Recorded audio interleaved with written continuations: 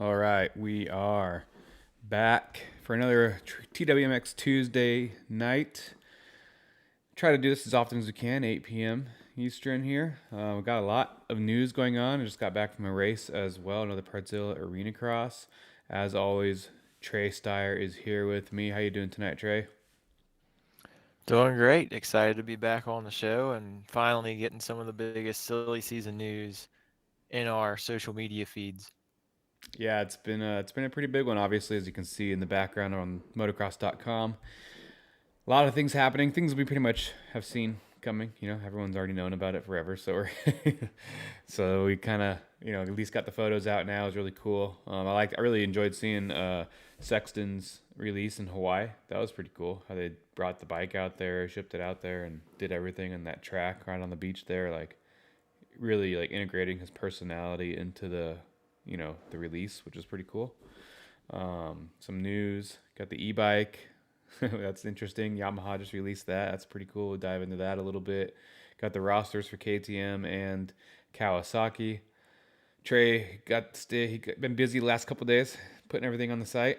So that was cool. Yeah, but it's good though. The last couple weeks, it's been sit around and wait and just hope there's something that's going to come out. And then this week, I know a lot of people were saying like once the calendar hits November, it's probably going to step up, and it finally did. And I'm glad. I mean, I like covering this type of stuff. I like seeing what happens and unfolds in silly season, who goes where, and finally we get to see pictures and we get to see footage of Chase on a Kawasaki, of Eli on a KTM, Jorge back on a KTM. We finally get to see this. We have these pictures in our head of like, what's Tomac going to look like on a KTM? That's going to be really weird. But now we have actual pictures and actual video that we can sit around and be like, oh, I can't wait for A1. I know, and kind of a lot of news kind of started even before that last week. We obviously saw the farewells. We have this on the website as well. The Yamaha post their farewells, so we knew it was coming. And then we saw also Hayden Deegan making a 450 debut this weekend in Yep. World Supercross Argentina.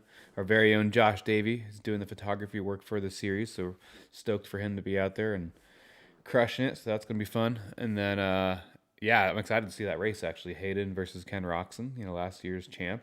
That's gonna be a pretty cool lineup. I would love to tune into that and actually see his first 450 race. Kind of see where he's gonna line up and really give us an idea for next year. When he gets in the outdoors. And For then sure. And I mean, we got Jason Anderson too. You can't forget yeah, about him. yeah, First yeah, race back on Suzuki in World Supercross. Justin Cooper is going to be there as a wild card. So should be a pretty interesting round one in Argentina this weekend. yeah. That's gonna be fun to watch. CK Moto says, "What's up, guys? This guy's been in all the streams, so shout out to him. Always returning and watching."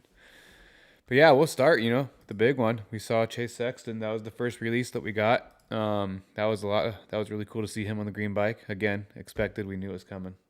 But the Hawaii launch was really cool. That was really cool how they did Beautiful. that. Yeah, beautiful setup.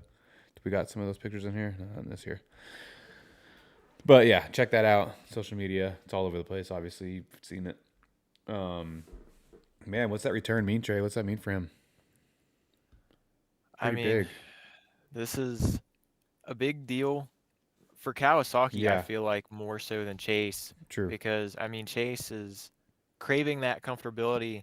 He really meshed with the Honda very well, the aluminum frame, and then he went over to the steel frame KTM. He had a lot of success, won the outdoor title, but it just didn't seem like a great fit. It seemed like there were some things, whether it was behind the scenes or whatever, it just didn't seem like they meshed very well. But Kawasaki, you think about their history, especially like in this millennium.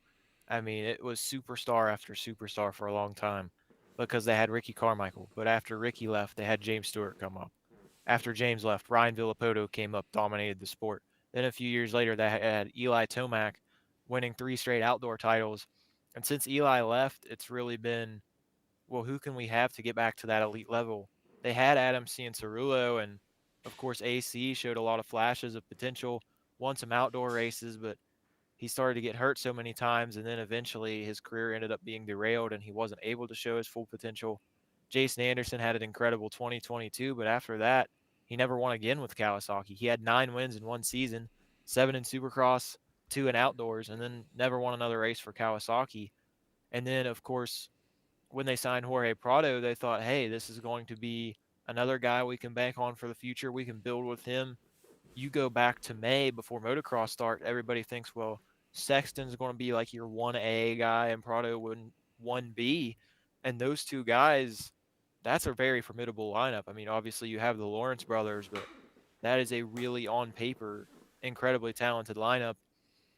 Then all the Prado stuff happens and it was a real scramble. It's like, well, at least they got their number one guy, the guy in Chase Sexton that they think can return them back to that promised land, back to the top step of the podium or fighting for championships. And then, of course, it was all the rumblings. Well, who's going to get the second seat? And I know we'll cover Garrett Marchbanks a bit as well, but for Chase, I think the biggest thing is if he's happy, if he's comfortable, he's going to be great mentally. We know the bike talent's there, the skill.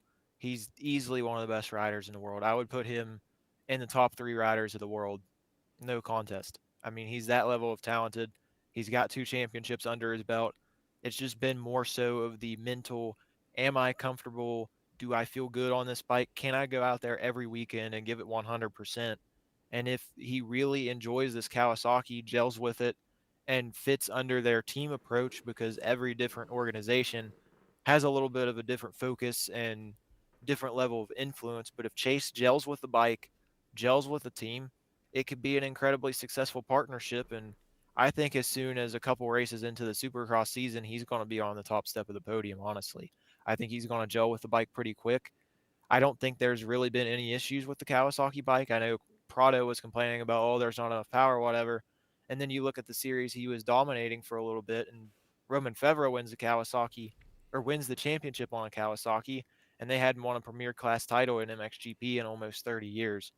But I think the biggest thing for Sexton is he going to be comfortable and is he going to gel with the team? And if the answer is yes to those questions, he's going to be very dangerous and win a lot of races for Kawasaki, I think. Yeah, I mean, yeah, I definitely 100% agree. Just really that comfortability. I mean, we saw how fast he was on KTM, but it was just, he literally just said, he made it pretty known that that comfort wasn't there. So now that that's going to be there, I'm pretty excited to see that as well. And yeah, joining the other spot, Garrett Marchbanks, awesome. He did great last year. What did he get? Third? Yep, third in the 250 standings.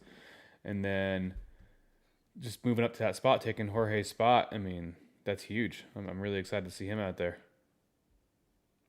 Yeah, I mean, I'm very stoked for Garrett. It's definitely an interesting career arc. Of course, he started back in the day as a Team Green amateur, was a pro circuit Kawasaki guy, got a win, but there was a lot of tension or whatever, and a lot of people thought he burned the bridge between him and Mitch Payton's team.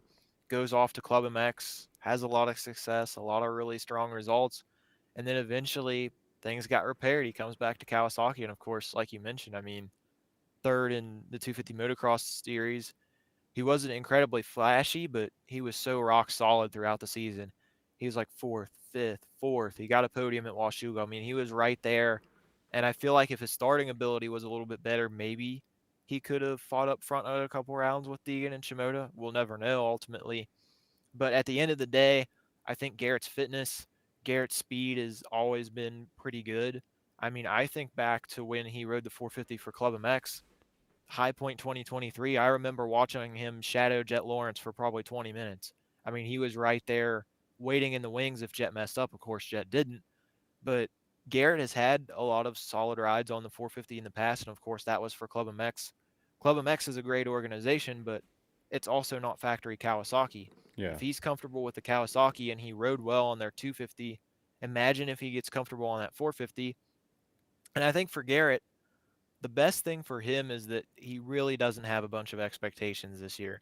It was kind of a last minute thing. You know, if they went out and got another big name free agent guy, it would be, well, we want you to podium within this many rounds. We want you to win within this many rounds.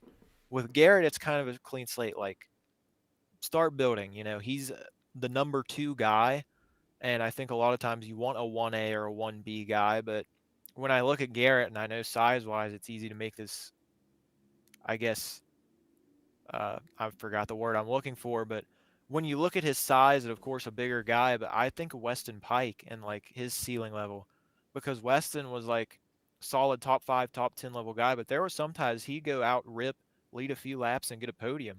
I mean, Weston was really rock solid at JGR, and I think if Marchbanks sticks around with Kawasaki, if this isn't just like a 1 year prove it kind of a deal, if this is a long term opportunity, if he's able to start building this year and then maybe come back next year, he could really blossom and just start growing like top tens at first. And then maybe he can start knocking on the door some top fives, maybe sneak in a podium here or there. I think that could be a really good addition to his team. And I also think about Kawasaki not having their real number one guy. They also haven't had a really concrete number two guy in a while either. Like the only guys I really think about in my head is like who is a Kawasaki number two guy from years past would be Red Dog and Jake Weimer back in the day, honestly, because they had Will Hahn. He was hurt all the time, didn't really get to show it. Josh Grant was solid for him a couple years, but he was on the tail end of his career. He was headed toward retirement. It was kind of a last minute thing. I feel like Savachi showed a lot of promise with them, but that was the time where AC was coming up, so they kind of pushed him off the team, brought AC on. Of course, I just mentioned, AC was supposed to be that number one guy after Tomac left. Unfortunately, the injuries set in, but then you have all this hope of bringing in Prado. Like we could have this Sexton Prado lineup, and our future could be set for at least the next 5 or so years, and then that all falls through. If Garrett can just go out there, get solid results, put it in the mains, start going little steps at a time, get top tens, start knocking them down, then maybe get to seventh, eighth, start knocking those down. And then by the end of Supercross, maybe be inside the top five. I think that would be ideal for the team. And I think this is a great opportunity for him. He's gone out there, he's got really solid results on both the pro circuit bike and then for a non factory team like Club MX. He's been runner up several times for them. I think it's a good move. When this whole Prado situation happened and it was announced he was leaving Kawasaki, Garrett personally would have been my first pick for the ride. I know there was other rumblings. It's like, what if McAdoo gets it or Kitchen, or even there was some conversation about the Hill brothers if they would get in there. But I think Garrett's the best pick, and I think he's going to surprise some people. He's going to be under the radar to start the season, and Hmm.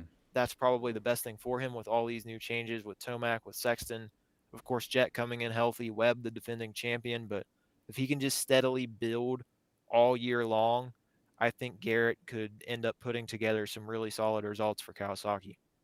Yeah, man. Yeah, I agree with Jeremy here in the comments. Great analysis on Garrett. That's why we got Trey here, because he just knows he's the encyclopedia, for us right now. So he knows all the things. But yeah, I think it's gonna be very fitting. I'm excited to see him on the 450. I think he'll have good control of it. I think it will surprise a lot of people. And I really just want to see.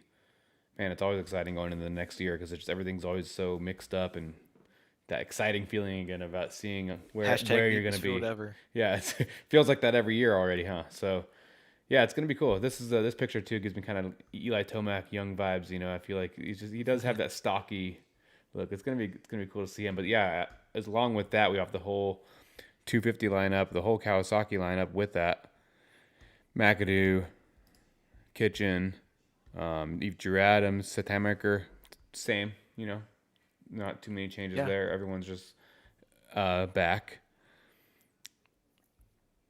But yeah, it's gonna be what's Encyclopedia got to say about these guys lining up for I this one? mean, I think it's pretty reasonable. We thought that Purser would pretty much return their entire lineup. Of course, Garrett goes up to the 450, and then Ty Masterpool parts ways. But I think Levi, of course, his 2024 was fantastic. He won a bunch of main events and was right there in the title fight. Of course, you had that unfortunate pro circuit curse crash in Nashville where McAdoo and Kitchen Yeah, took each other out on accident. the curse is But real, you I look at guess. outdoors that year, like Deegan wins the championship, but I mean Kitchen won 3 or 4 overalls, and I think people forget about that now because it's so much of a "what have you done for me lately" sport. Yeah, And then Levi comes out East Coast Supercross. He's supposed to run West, but got sick. I think Tampa was a little bit off, but then he comes back to Detroit. He has that late pass on Max Anstey after the red flag. Things are looking up, and then all of a sudden, boom, he's in the dirt at Daytona. And I mean, that was a brutal crash. And he had some podiums and solid rides outdoors, but he didn't have that winning speed or those flashy rides like he had the year prior. So I think his stock fell a little bit. It was kind of like a flip between him and Joe. because Joe's 2024 was a little bit down of what people expected, and Levi was really trending upward to the guy who everybody thought could maybe beat Deegan or at least give him a fight. And then in 2025, it really flipped around because Joe was the guy going out there battling Tomac every week, and Kitchen was settling for third a lot of the time. But honestly, it was amazing in itself, I think, that he came back as quickly as he did from that Daytona crash because, I mean, I obviously was sitting at home watching it, but man, it just looked like he got absolutely pile drove into the ground and was just laying there sprawled out. And I was like, oh man, this guy's going to be out for a long time. And the fact that a little over 2 months later he was back on the bike, I think, is a testament to his strength and resilience. But you look at Seth Hamaker, Seth is a guy that's coming off of the best season of his career. The biggest thing for Seth was staying healthy, and he finally did that. He goes out there and multiple Supercross main event wins. He was right in the title fight until the end. Of course, the RJ Hampshire controversial takeout in Salt Lake, but outdoors, nothing too flashy, but he made it through the whole year. And then he was right back where he left off in Supercross for the playoffs. He was second overall at every round, and he was right there, very consistent. And I think Seth's going to have another good year once again if he can stay healthy, keep building. Things will be good.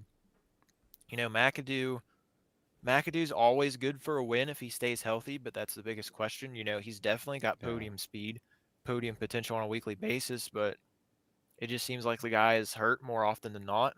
And it's going to be cool this year. We're going to get to see triple digits on a PC bike.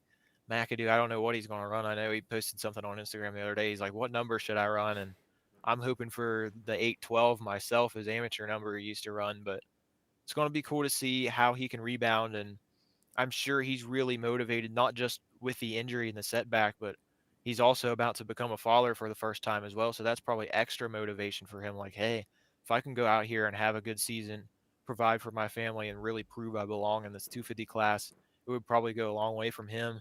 And then I think Adams, it's another building year. When he went into last season, it was kind of a, hey, if we need you to fill in, we're going to put you on the team. If not, we're going to have you in some SMX next stuff. Obviously, guys got hurt. Drew got kind of thrown into it, and unfortunately for him, I think it was his second round racing Supercross. He got hurt, broke his collarbone or something. So that put him behind a little bit when he originally wasn't even supposed to race pro Supercross. Then motocross, some ups and downs, what you come to expect from a rookie. I think he was fastest qualifier at Unadilla, and he showed some signs of speed, fifth overall at Ironman.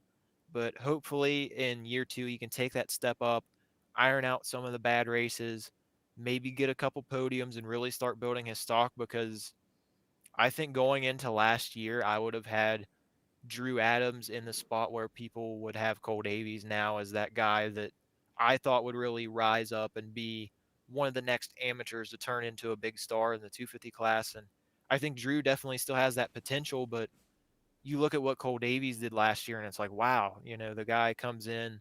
Of course, he had his success in the SMX Next rank, but then I don't think anybody really had Davies fighting for main event wins and winning as a rookie either. So it's going to be interesting to see. I think it's a solid lineup. Obviously, if Deegan runs 250 Supercross, he's going to be the clear favorite for his title. And then depending on what the other coast has, it could be like Joe, Levi. Depends on who runs where. And obviously, we won't know that until January because the teams love to keep secrets and say, oh, we're not going to reveal our lineup till the last possible moment. But I think Pro Circuit Kawasaki are going to have guys that can win main events on a weekly basis, or when we get to outdoors and things are opened up a little more. I think Levi is definitely going to be in the top three conversation, definitely behind Joe after last year. And then I would even put Chance Hymas over Levi, but he's still going to be in that conversation of who can rise up and win this class now that Hayden's out of it. I think Kawasaki has a solid 250 lineup, but they're not going to go into the year as favorites with Hayden still in the class. And then, of course, like I mentioned, I think Joe and Hymas is a really tough lineup to beat if that is indeed the Honda lineup we'll get and we expect it to be.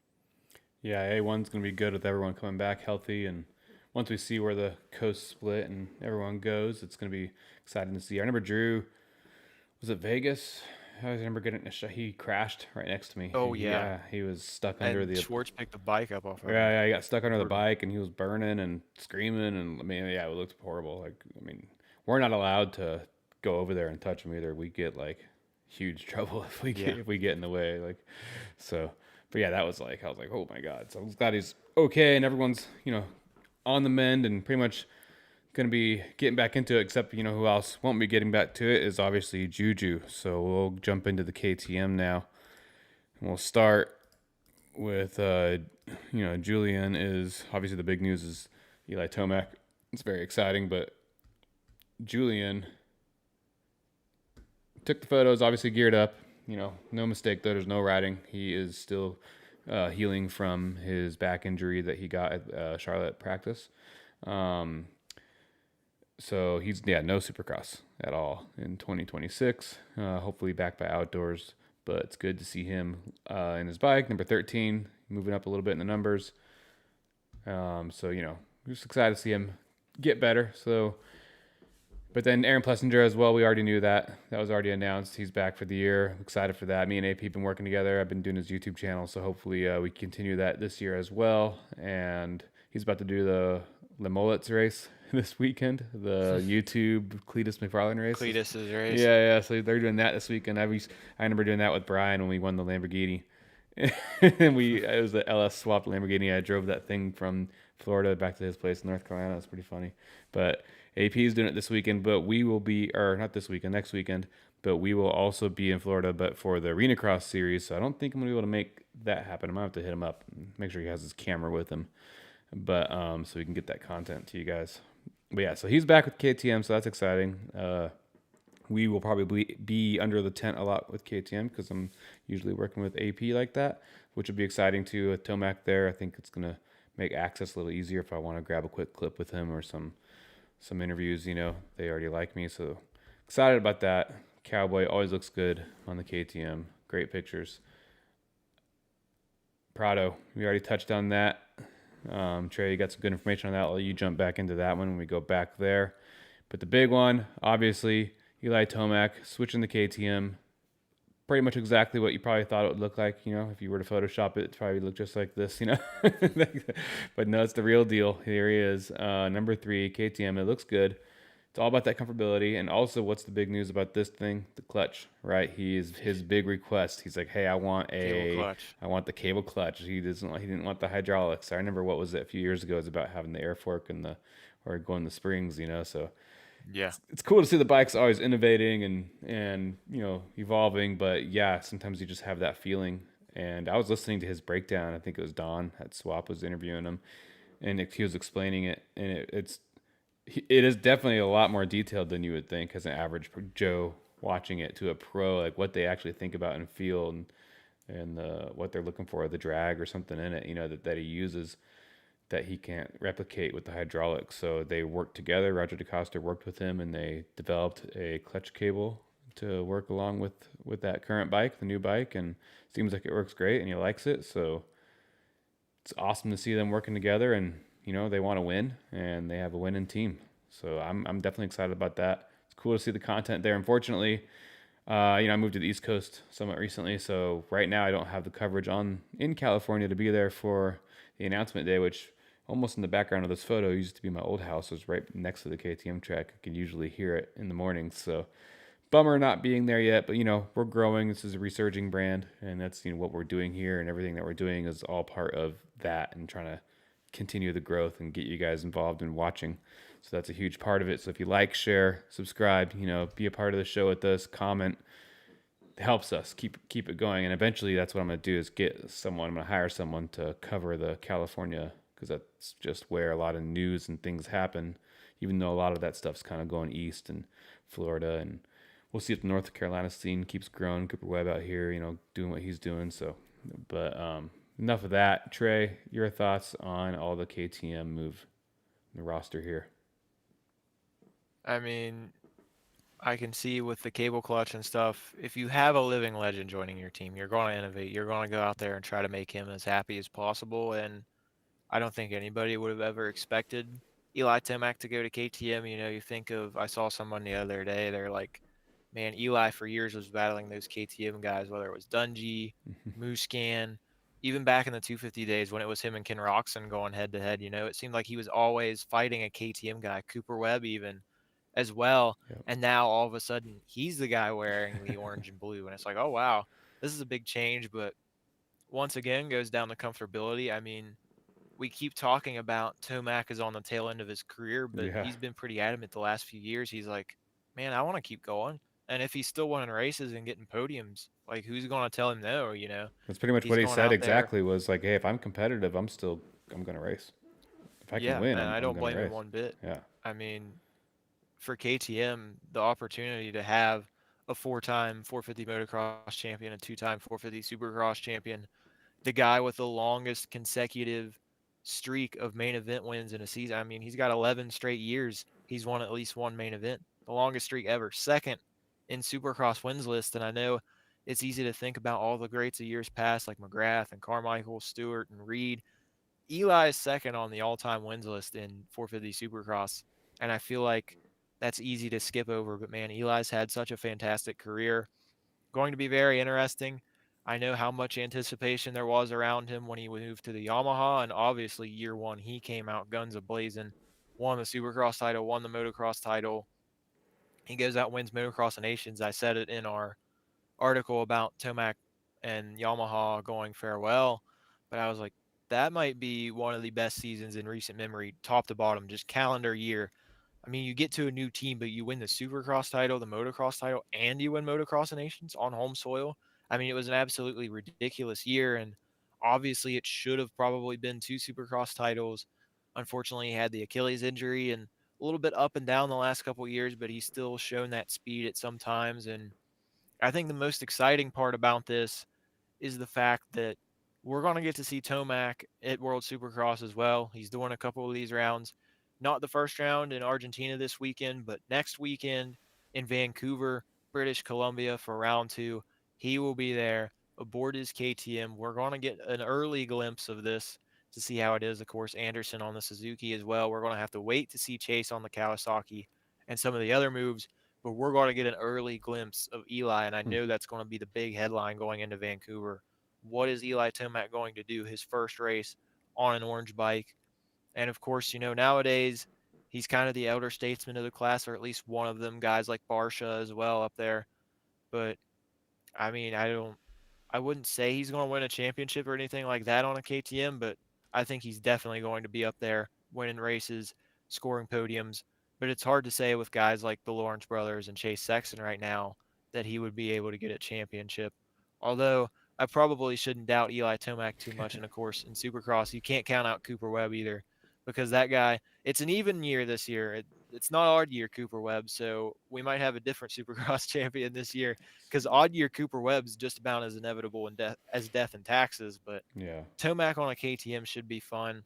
It's And then you go to the other guys. sometimes that change is really all they need.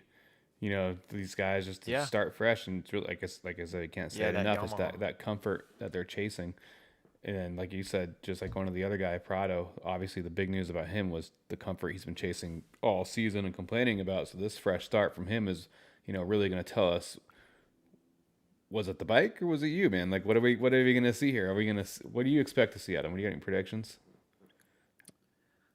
I don't know, to be completely honest with you. After the last, I feel like, and if you would have told me at this time last year that he was already moving on to a different team, and that I feel like this is already kind of the last straw for him, Yeah, because I don't feel like there are many racers that go out there and just trash the bike and trash the team. Like, obviously, there's yeah, going to be times where you're uncomfortable and you don't like things, but usually 90% of the riders are professional about it. It's like, I didn't like this, but this team supported me through this, blah, blah, blah, blah, blah. And then this happens, and I feel like he's already kind of on his last straw. And of course, KTM's going to take him, because all of his years in MXGP were either on a KTM or one of the sister bikes, of course, being the Gas Gas. yep. He won a pair of titles in each class, and he had a lot of success, but this is kind of make or break. And it's weird to say that a four-time world champion's in a make or break year, but if he goes out there and isn't really improving and starts saying, well, I don't like this about the bike, everybody's going to point the finger back at him and be like, Yeah. hey, man, like you just got off the Kawasaki. And okay, we gave you the benefit of the doubt there because you've never raced Supercross hardly. You've never raced a Kawasaki. You've not been on an aluminum frame bike.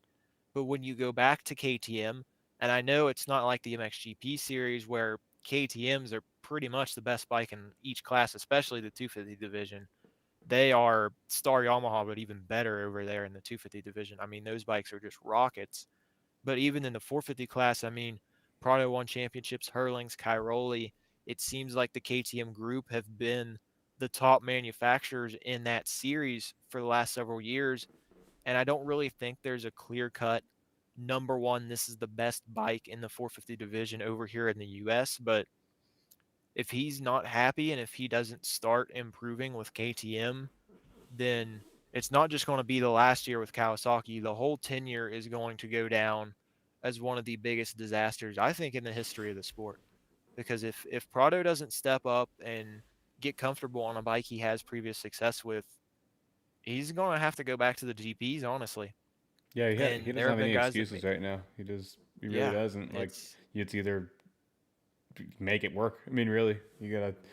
I it's would keep. I mean, sink or swim. I wouldn't say anything even if I didn't feel comfortable. I'd be like, well, then I just gotta figure out what it is. I'd be just dialing it in. I hope the best. I really want to see him be competitive in this class and put that show on for everyone. I want to see all these guys up front battling it out. I don't want to see the separation that we keep seeing. So I do want these guys to be comfortable on all their new setups and new bikes because I want this race. I want the Lawrence brothers and all these guys to be tight. No more gaps. Top 7.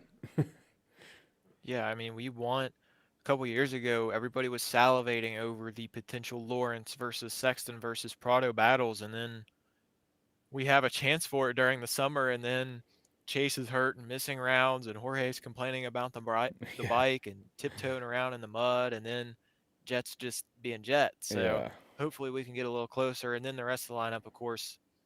I was talking about Kawasaki with their number 2 guys. I think KTM, and I don't mean to insult AP and call him a number 2 guy, but realistically, that is what you want. Of course, Tomac's going to come in and be the headline guy for KTM. But AP, I feel like, is the perfect like 1B or number 2 guy for a 450 team because he can go up there and win a couple races, here and there. Of course, he's got a couple main event wins under his belt. He's usually on the podium a lot. And I think if you're up there getting visibility for your team and you're putting in solid results like podiums, they're going to want you around. Not to mention the marketability.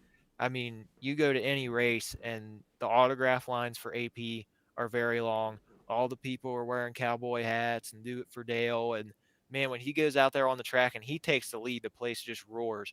I remember High Point when Jet stalled up in the wall corner, and then AP took the lead. That's probably the loudest reaction I've ever heard at a motocross race. And AP just took the lead for a few minutes, and the whole place was going nuts. I Oh mean, yeah. everybody loves him, and he's like what you want. He's like the model guy for a team because he'll go up there, he'll fight for a couple wins, he'll be a really solid podium guy, and then of course, like I mentioned, I mean the fans, the brand visibility. He's always got the cowboy hat, but it's always got a Red Bull KTM patch on it. So it's not just his personality showing up. It's also like he's got the branding. He always seems to be A1 in terms of being relatable with the fans and always seems to be really solid with his sponsors as well. And I mean, the people just love him. He's pretty much the people's champion of our sport. Yeah. He is a lot of fun to watch and to be around. Of course, we got to talk to him in the first live stream we did, and his energy is just infectious. And I think KTM having him back, it's hard to believe this is going to be his 5th year on the KTM. It feels like he just got there a little bit, Yeah. but it's going to be cool to see. And I think AP and Eli could be a fun teammate duo. We were robbed a little bit of it because as he switched to KTM, that's when Eli moved to Yamaha, so their paths didn't collide. But I think that could be a really funny teammate duo because Tomac has started to open up a little bit more personality wise. And of course, AP's fun loving, the redneck cowboy persona. So maybe he can get Tomac a little more out of his shell and stuff. But and then, of course, Juju, the last guy Well, to before we mention. jump on Juju though, but I was gonna say about AP really full package, like you're saying, he really is everything. Turn the people's champion, and he can win. You know, he literally Yeah. will win. He gets wins, but the personality is a big part because a lot of these guys really don't do that. I mean, he makes that extra effort, and even with doing the YouTube like we do together, that is like kind of the next level of extra effort that some of these athletes will do, and really, you know, depending on the level they want to show, they can really take a deep dive into their personal life and really show you that they're real people and everything about it, and then also cover, you know, everything else he has to do, the PR stuff, the social stuff, the results, the fan interactions. I mean, that's huge for the brand to have that many people constantly wanting to be around your rig and your bikes because of him like that. He's a hero to these kids. So it's a big value, and it almost surprises me that we don't see a better renewal that's not just like 1 year at a time for someone like him. Because even, you know, I've talked to him before, like I know it's difficult for these guys for a lot of these guys, all these guys, to move across country. You know, these guys have families and kids, and a lot of times they get, you know, pulled back and forth across the country because of obligations for the training facilities or where they need to be. And with, you know, things moving from California to Florida at those times, like he's one of those guys that got, you know, back and forth. So definitely hoping that he continues to have some great results this year. One, because we're going to be there a lot, you know, beside him, and we wish the best for him, but also that he can keep securing the spot and stay where he's at and settle in a little bit, you know, and everything that he's doing. So we're excited about that. And yeah, him working with Eli, I think we're going to have a really good close look more than others at a lot of that relationship because, again, working with AP personally and his YouTube channel, that's one of the things I'm excited about is we're going to be trying to get a little bit more breaking loose with Eli because he's really good at that with the other riders while we're filming and stuff, just getting everyone, you know, involved and having fun. And they have their own little camera. So we're going to get a lot of content there, and I'm excited to actually break into that with Tomac. And I don't know if you guys watched my videos last year, but I actually got Eli to hold one of my little cameras last year, and he did like a vlog, and he like walked around for a minute and talked like vlog style. And to me, I thought that was pretty cool because you just never see someone like that doing that. They're usually just ready for the TV interview, in and out, especially Eli, barely even posting social media. So when I got that clip, I was stoked. I remember people commenting, never in my bingo card, whatever, would see Eli doing a vlog. So maybe we'll get a lot more of that this year and get him a little bit more involved. So I'm very excited about that personally, and hopefully we can give everyone a little bit more of an inside look with Eli and the dynamic of the whole KTM team and anyone else that we work with, and you know, as we get closer and closer and do these things. But yeah, we'll jump back into what you were saying about Juju and his recovery right now. Yeah, I mean, I'll keep it brief, but it really sucks for Juju that he had so much success in Supercross last year and he really broke out, won that main event. Now all of a sudden he's going to miss the 2026 season potentially, and he really could have taken that next step to be, I could beat one of these champion level guys when Deegan leaves the class, and now missing the whole year, it's going to be a negative aspect for him because he's got to sit on the sidelines and watch everybody else compete for a title and compete for wins that I'm sure he feels like he should be out there racing for. Hopefully he just continues recovering. I mean, man, he had some gnarly crashes last year. Hopefully he heals up all the way and really comes out swinging outdoors, but going to be very 450 heavy in Supercross for KTM. I mean, it seems like it's just going to be those three guys. So not much of a 250 presence for KTM, but I know the sister brand, whatever one it will be, I'm sure probably Husqvarna. We're waiting for those team announcements, but I'm sure there will be several KTM group bikes out there, just not the actual KTMs in the 250 class. But continued best wishes for Juju, and can't wait to see him back out there on the track, and hope to see him running up front whenever he returns from his injury. Yeah, I'm excited to see him come back as well. And he's always been good around the tent, and it's pretty positive when I interact with him. And you know, I remember one of the maybe Anaheim 2 or something. I remember one of the clips I did got a lot of views, like 3 point something million views, and it's the one with him and Hayden battling, and everyone loved it. And that there was definitely a lot of hype, and we were excited to see that the whole time. But unfortunately, we're gonna miss that now with Hayden going to 450s. He'll probably continue in 250s for a little bit. Probably not gonna see that battle again for maybe a couple of years or so. But we'll jump out of this. We have a little bit more news that happened, a little unexpected drop from Yamaha. They dropped us an e-bike. We have the market for the Stark Varg is now getting a more competitive market. They made some ground recently getting a class in something in a racing series. And now we have the Yamaha YE01, and it is for the new MXEP racing series. It's pretty interesting to see an electric bike. Maybe we can get a quick poll in the chat with some yeses or nos or W's or L's, or you guys can let us know what you think. But I think electric bikes have a place. Lightning bolts or smoke clouds. Yeah, what do you guys want? Leave some comments and show what you guys think about this. But I think the electric bikes have their place. I think there's people that like them too a lot, like Josh Hill and those guys that just like the free ride and take them places where you normally couldn't take a gas bike. So a lot of information on the website motocross.com. Trey works pretty hard on the site as my rider right now. We're looking, eventually we'll get some more riders on board. I know I got some emails and stuff going on right now. This is a growing thing for us that we're doing, but Trey, thank you for putting all this information up, so everyone go to motocross.com to check everything out. But definitely want to know what you guys think of it. It's yeah, I think it's exciting. I think eventually the future we're going to have more of this, so it's good to see the OEMs like this getting on board, not getting left behind, because eventually this might expand or explode into something bigger, or might be some sort of standard. I mean, I think in our lifetime in the future, it's probably going to be illegal to drive, and gas emissions are going to pay a tax if you drive a gas car, and blah blah blah blah blah. I think all kinds of stuff's going to happen like that. But right now, dirt bikes, yeah, in a stadium and racing, it's not the same without having. It's hard enough for people to let go of the two stroke, and now we have four stroke. We're gonna go no gas at all. Be the sport. I don't see that being the sport, nor that's not what I want. I love the sport. I feel like e-bike racing is gonna be more like a concert thing. I feel like it has to be somewhere loud and exciting to complement it, to bring the vibes up a little higher. Because I feel like if you're just in a stadium watching it with nothing else, it's pretty boring. Other than having music, it's just too quiet. Something about racing and the sound is really what drives people to be there in all forms of racing. But I feel like in this form of racing and motocross, it's more of a, this is my own personal opinion or take, I guess, but it's more contained. You can do smaller events with it, but maybe like it'd be like literally like a big like concert venue. Maybe it's in the stadium again, but it's like literally mixed with some famous high energy concert or something, just because it needs noise. I don't know. that's my thoughts on that. But yeah, it's still cool to see the like I said, go into the market. Be in the competitive more than just the Starks being the only option.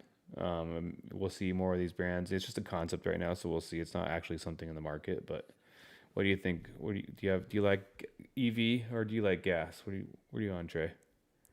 I mean, I feel like at least with this sport, with supercross and motocross, I don't feel like it will ever be 100% electric unless there's Yeah. some day where these emissions are like fully outlawed because Yeah. like you said, I mean the noise Legalities. is so I mean, you think about how it feels like when you're in the crowd, or even like for you when you're at the side of the track and all 40 bikes are on the gate and they're revving up, and you just feel the thunder and you feel the energy from the bike. Well, you put 40 guys out there on e-bikes and it's just going to be like this little whistle Yeah. noise. And it's not going to have that same aspect when you're out there in the stands and everybody's going, "Let's go racing," and you hear that everybody on the gate getting ready to go, and The yeah, dirt and the tires are louder than everything else. You hear yeah, like they go through the whoops, the e-bikes do in tut, arena tut, cross, tut, and you tut, just hear tut. like the chain hitting. It's like,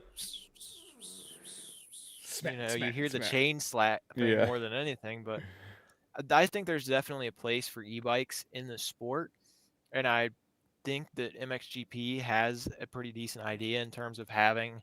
It's more of an exhibition class. This is not Hmm. like a full-time thing. They're going to try this out at a few rounds, and having that sort of exhibition electric bike class is a solid idea. I also think it's going to be interesting to see what the Starks can do in World Supercross alongside all of the gas bikes. But at the same time, I feel like there are some sports and some racing series that will, unless something drastic happens, will never be fully electric. And I know what people want for cutting down emissions and stuff, but at the end of the day, some of these things are built on noise, and a lot of people prefer gas over electric still, whether it's a bike or a car. And obviously, you do have your electric enthusiasts, but at the end of the day, people want to hear and to feel that horsepower. And when it gets reduced to a whisper, it takes away from a little bit. I mean, I know from other series watching, like, of course, I've been to several NASCAR races personally, and when all of those cars come around the track for the first time at full speed and just blow by, and the noise and the energy, it's an incredible feeling. And then, like, I enjoy watching Formula E. I know it's not some people's cup of tea, the electric open wheel series, but when you're on TV and you're hearing like the whistle of the cars, it's a Hmm. little weird, but I can't imagine. I'm sure in person it would be a lot weirder. Like, you see all these cars racing into the first turn, and it's just more like a whistle or a drone or something besides the normal engine noise you would hear. So I'm sure that would be weird, but I think there is a place for the electric machines. It's interesting to see that Yamaha is going to try to hop on the wave and try to innovate. Maybe they don't want to fall behind some of these brands that are like Stark, where they're going like fully electric oriented. It's going to be interesting to see. And who knows, maybe there will be a future for electric racing classes all around the world. But I think for them, they're just going to have to take a step here and a step there and start gradually working up. And I don't think they can put all of their eggs into one basket, because I feel like if they tried too much too fast, the people would honestly turn against it because of the traditional nature and the people wanting to hear the noise and have the gas powered bikes in our sport.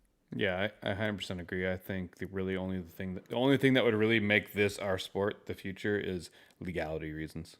Like literally some crazy thing like that. But who knows? Maybe I don't think we're gonna hopefully not go down that path and preserve this as much as we can. And maybe two strokes make the big comeback and be the normal again. We're gonna have our hopes, right? And we'll kind of end it today. There's not just guys go on YouTube, check out the video. I'll leave it right here so you guys can see. But if you go to the TW Motocross YouTube channel, like you already are watching it live, unless you're on Facebook, check out the video we just did from round 4 of the Partzilla Arena Cross series presented by Transworld Motocross. It's been a great series so far. The first 2 rounds are airing on Fox Sports currently. I think it almost airs like twice a day right now. Bobby, the series owner, sent me the TV schedule for Fox Sports, and it's literally like 2 airings a day. It's like 115 airings between like now and the end of the year, and then it airs another 115 times like January and February for the next rounds. So this weekend, there's like 2 weekends that weren't televised, which is this weekend and another one in a few weekends. So my coverage is the only coverage. I was only there for the second day. Actually, I missed the first day. It was Halloween, so I was spending time with the family. My kid, is 2.5, so it was he's actually understanding. He picked his own costume, the Dynaco car from Cars. So he race cars, loves race cars, and dirt bikes and all the things, anything with a wheel. And so I just woke up and drove like 8 hours and went to the races. I was pretty tired. I'm still pretty tired. It's been a long week, but we went and checked out I went and filmed and did all the coverage, and I got this video from round 4, so check it out. It's like 20 minutes long. It's my recap. Again, this is kind of the style that I do. I film it, show the heat races. A lot of it's raw, some mixed in talking, vlogging clips mixed in with, some music and some main event footage, and it was really good. CKY Moto, thank you. Said, love the broadcast with Wes Kane. Yep, we got Wes Kane in there. Those guys are in there on the broadcast for Fox Sports. Glad you watched it and checked it out. That's awesome. They used a lot of my footage too for the. They used my footage too for like the intros and everything. It was cool to see like all my footage mixed in there with the races. So yeah, you're gonna see a lot more of that content dropping.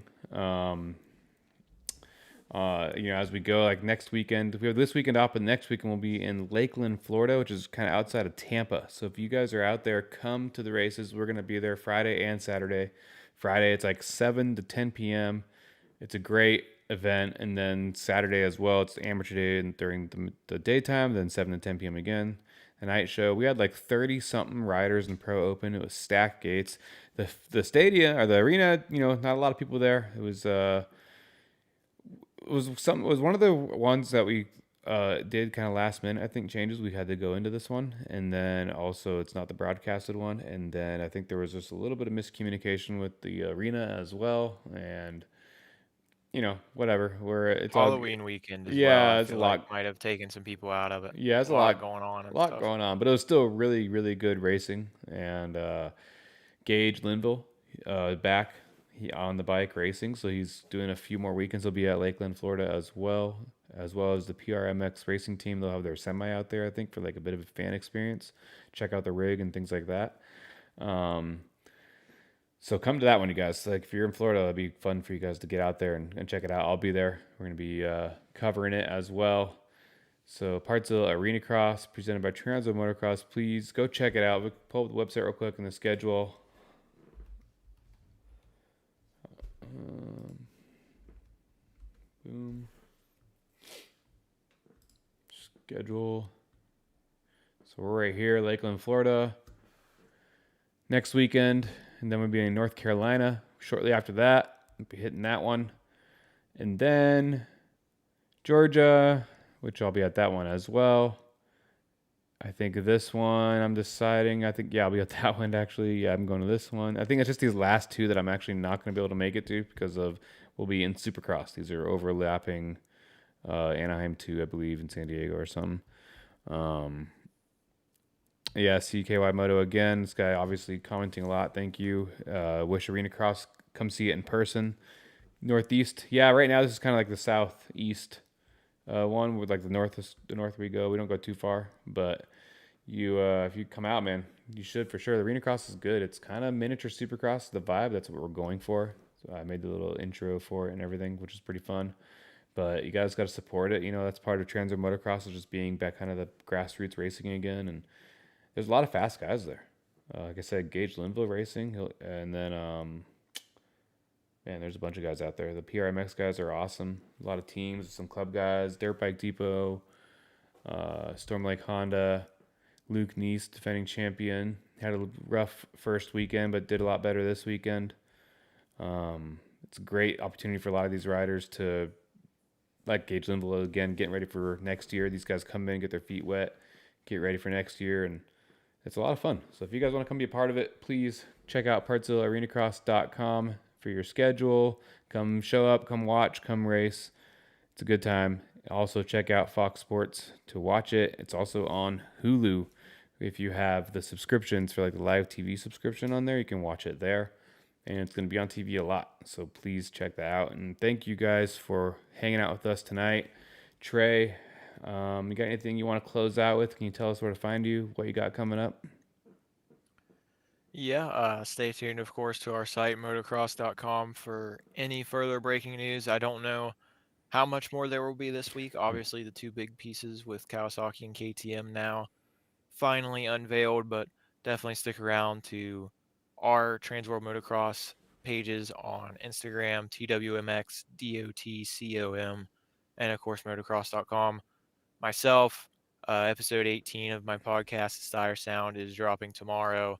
My co host Jack Noel and I cover, of course, Kawasaki. We recorded Monday afternoon, so only Kawasaki conversation, no KTM stuff yet. Although I did mention a little bit, I expected to hear the news today, which of course happened.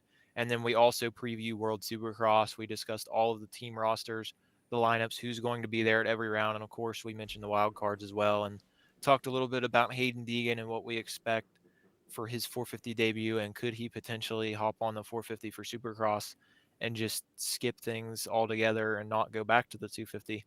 So stay tuned for that. It's on all major platforms, or will be on all major platforms tomorrow about 11:30 a.m. I believe I set it to be uploaded. Sometimes YouTube gives me fits, so be patient if you're a YouTube viewer, but it will be up on Apple Podcasts, Spotify, iHeartRadio as well. Social media wise, you can find me on Instagram at TJStire3, TJSTIRE, the number 3. And then I am Steyr23 on X. And once again, like Gavin said, I mean, thank you guys for the support. The usual commenters, I know we got a few that are hopping in chat every week and supporting us. Be sure, if you like our show, spread the word to your family and friends. Let them know Transworld Motocross has been back and we're slowly building up to where we want to be. And we plan on being here every so often this off season, every couple weeks or so, talking about Partzilla Arena Cross, talking about Silly Season Move. We really appreciate you spending your Tuesday night or Tuesday evening, wherever you may be, with us. And thanks once again. We hope you enjoyed. Yeah, thank you guys, and please support Trey. Check him out. Obviously, he's full of information and has a lot more that he dives into. So, he's a huge supporter for us and the way he helps us and keep things moving over here. So please, support him as well. So, and you guys can find me, Gavin Yala, on Instagram, GavenAyala as well. And yeah, thank you to all the commenters and chatters. I see Derek DNC photos in here saying we need our tank and jet guys. So Battlefield 6 is what he's saying. He's ready for me to hop onto that, huh? That's funny. But we'll see. But yeah, the goal here, you guys, like I said, is every Tuesday night at 8 p.m. Eastern. Every Tuesday was the goal, I think, for next year. This year was, like I said, originally it was just for the first 3 SMX rounds, but we've been having so much fun doing this, and I'm trying to get better at it. This is, stepping out of my comfort zone to try to do this more, and I'm more of the behind the scenes, running the everything operation guy and doing all the filming and content creation. So trying to get used to more of this and be more informative as best I can. But, that's why I got someone like Trey here. So once again, thank you, Trey. And then thank you to everyone for tuning in. And we will be probably not on next week, but definitely the weekend after that, after the next Arena Cross round. I'm sure we'll have some more news and a lot more to talk about. So definitely look for us then.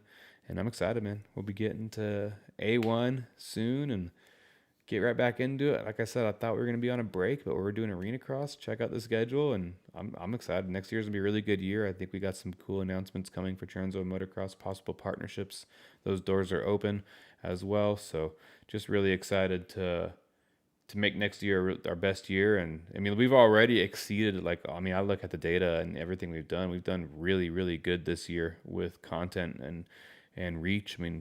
16 million impressions and views between all of the platforms in a month, is what we can get as a high. So it's really good. There's a lot of reach here between everything we're doing, and the live show something new, and just trying to exceed and keep doing better and make this brand bigger than it was. And there's also some talk about doing print again.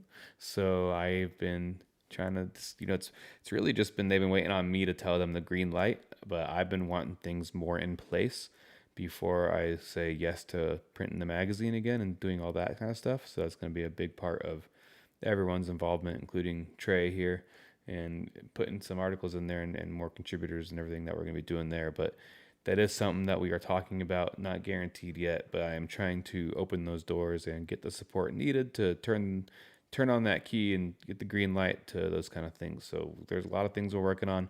I'm really excited to show you guys that, but for now, just keep an eye out for more content. Do my best to drop everything that I can, and just excited to get back to the races. Supercross A1 coming soon, but for now, just let's enjoy our time. A little bit of off season, everyone, holidays and everything else. So thanks again, everyone, for tuning in, and that's it for tonight.